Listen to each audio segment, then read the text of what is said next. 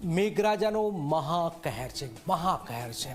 ગુજરાતમાં કમોસમી વરસાદ જાણે કે ચોમાસું પાછું ફર્યું હોય તેમ તાંડવ મચાવી રહ્યું છે। શ્રાવણ જેવી મેઘરાજાની જમાવટ હવે કારતકમાં પણ છે। નદી નાળાથી લઈ ડેમ સુધી બધું છલોછલ છે। લોકો મુશ્કેલીના દરિયામાં તણાઈ રહ્યા છે। માવઠાની આફતમાં આજે શું થઈ રહ્યું છે આવો જોઈએ, જાણીએ, સમજીએ।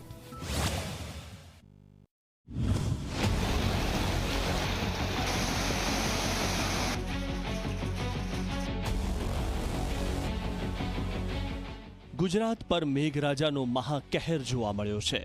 ઓક્ટોબરમાં જાણે ચોમાસું બરાબર જામી ગયું છે। ડેમ છલકાયા, નદીઓ ઉફાન પર છે, શહેરો ગામડા પાણીમાં ડૂબી ગયા છે। વડોદરામાં આફતનું આ પાણી જુઓ। નવાપુરા 56 ક્વાર્ટર્સ, રબારીવાસ, ખાટકીવાડ દરેક વિસ્તારમાં ઘૂંટણ સુધી પાણી।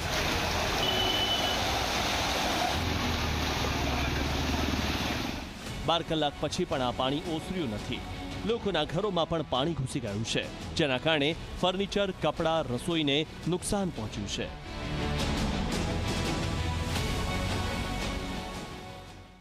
વડોદરામાં ગઈકાલ રાત્રે વરસેલા 3 ઇંચ વરસાદના કારણે નવાપુરા વિસ્તારમાં આવેલા 56 ક્વાર્ટર્સ, ખાટકીવાડ અને રબારીવાસમાં ઠેર ઠેર પાણી ભરાયા છે। આપ જોઈ શકો છો કઈ રીતના અત્યારે પણ આ જે વરસાદી પાણી છે તે ભરાયેલા છે। જે સામે 2 વ્હીલર તમે જોઈ રહ્યા છો, આખા 2 વ્હીલરના પૈડા પાણીમાં ડૂબી જાય એટલું પાણી હજુ પણ લોકોના ઘરની બહાર ભરેલું છે। લોકોના ઘરની અંદર પણ 1 થી 1.5 ફૂટ જેટલું પાણી ભરાયેલું હતું, જેના કારણે આખી રાત લોકોને પાણીની અંદર વિતાવવી પડી છે અને વરસાદ બંધ થતાં હવે લોકો પાણી ઉલેચીને બહાર કાઢી રહ્યા છે। વાહન ચાલકો અને રાહદારીઓ પણ પરેશાન છે।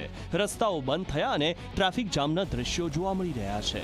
સ્થાનિકો આક્રોશ સાથે કહી રહ્યા છે કે વર્ષોથી ડ્રેનેજની સમસ્યા છે, પણ કોઈ સુધારો આવ્યો નથી।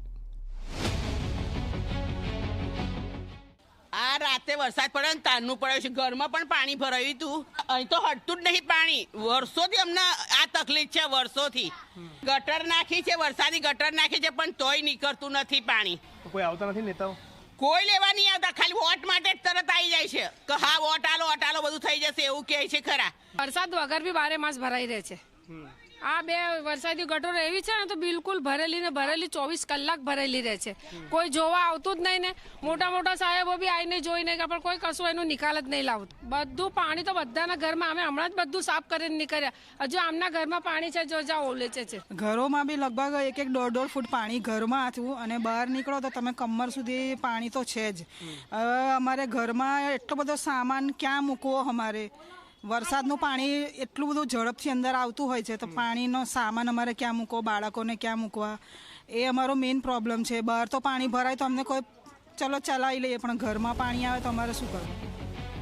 જુઓ, આ છે વડોદરાનું પોલો ગ્રાઉન્ડ, જાણે નાનકડો ડેમ બની ગયું છે। ક્રિકેટ રસિકો અને રમત પ્રેમીઓમાં નિરાશા વ્યાપી ગઈ છે। મેદાન તૈયાર કરવામાં મહિનાઓ લાગે છે, પણ એક દિવસના માવઠાએ મેદાન પાણી કરી નાખ્યું। વડોદરામાં ગઈકાલ રાત્રે માત્ર 3 કલાકમાં 3 ઇંચ વરસાદ વરસતા ઠેર ઠેર પાણી ભરાયા હતા અને તેને લઈને અત્યારે અમે લોકો આવી પહોંચ્યા છે પોલો ગ્રાઉન્ડ મેદાનમાં, કે જ્યાં રોજ જે યુવાનો છે ક્રિકેટ રમતા હોય છે। તે મેદાનમાં આપ જોઈ શકો છો કે પાણી ભરાવાના કારણે આ મેદાન તળાવ બન્યું હોય તેવો માહોલ અહીંયા જોવા મળી રહ્યો છે। ઠેર ઠેર આખા જે મેદાન છે તેની અંદર પાણી જ પાણી જોવા મળી રહ્યું છે। આ તમામ પાણી વરસાદી પાણી છે અને મહત્વની બાબત છે ગઈકાલે જે વરસાદ વરસ્યો તેના કારણે આવી રીતના જે ખુલ્લા મેદાનો છે તે તળાવમાં ફેરવાયા છે। મધ્ય ગુજરાત જ નહીં, સૌરાષ્ટ્ર પણ પાણીમાં છે। ગીર સોમનાથના પ્રશ્નવડા ગામમાં 7 ઇંચ વરસાદે ઘરોને પાણી કરી નાખ્યા। ઉના, વેરાવળ, સુત્રાપાડામાં પણ 9 થી 11 ઇંચ વરસાદે ખેતરોને બેટમાં ફેરવી નાખ્યા। સૌથી વેદનાદાયક દ્રશ્યો પણ તમે જોઈ લો। ગીર પંથકની સરસ્વતી નદીમાં ઘોડાપૂર આવતા માધવરાય મંદિરે જળ સમાધિ લઈ લીધી છે। અડધાથી વધુ મંદિર પાણીમાં ડૂબ્યું છે। ભગવાનની મૂર્તિ પરથી પાણી વહી રહ્યું છે। રાજ્યમાં 23 NDRF ટીમો સક્રિય કરાઈ છે। હજુ પણ હવામાન વિભાગે આગામી 7 દિવસ ભારે વરસાદની આગાહી વ્યક્ત કરી છે। ત્યારે મુશ્કેલીઓનો પહાડ હજુ પણ મોટો થાય તો નવાઈ નહીં।